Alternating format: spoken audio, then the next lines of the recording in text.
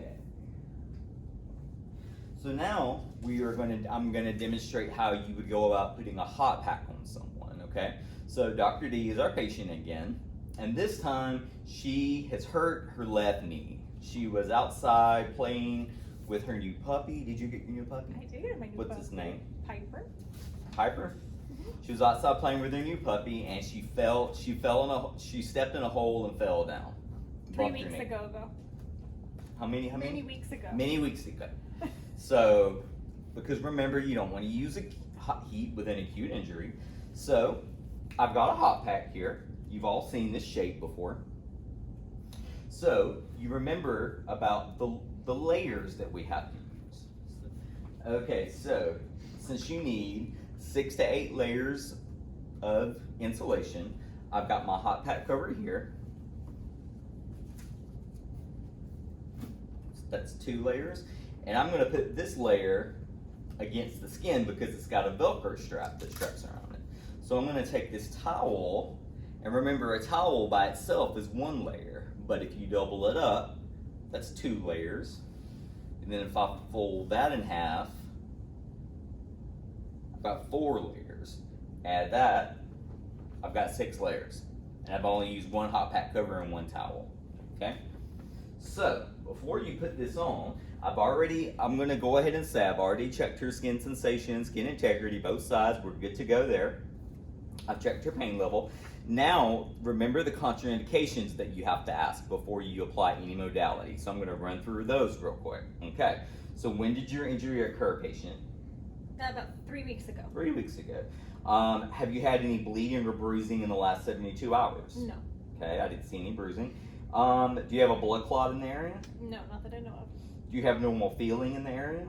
Mm-hmm. And you passed all that with me. And do you have a history of cancer in this area? No. Okay, so she is good to go. So we've tested her sensation. She is good to go. So I'm going to, so we've got to get against skin. So she rolled her pant leg up. We're gonna wrap it right around the knee. Make sure you get good contact. Okay, Velcro it closed. Now, you're gonna give your patient a timer. That's so if you walk away, you would tell them if it gets too hot or if it gets too cool, or if you need me before I come back and get you, ring the bell and I'll come back and get you. You should always leave your patient with a call bell.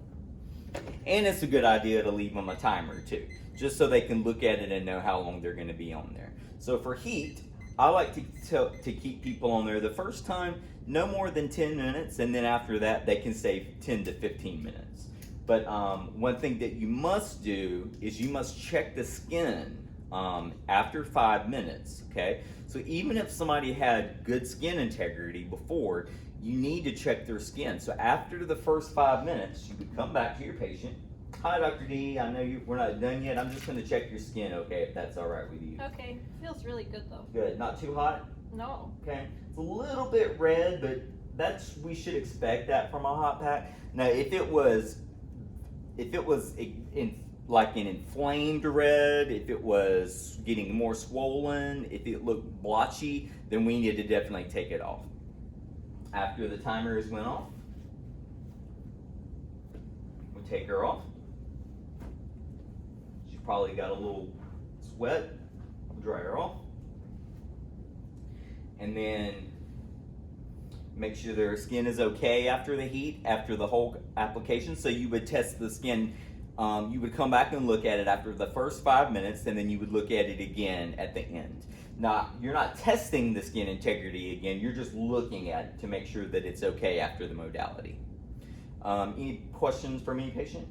No. How's your pain now after the hot pack? Oh, it's about down to a 1. Down to a 1, all right, we did our job today.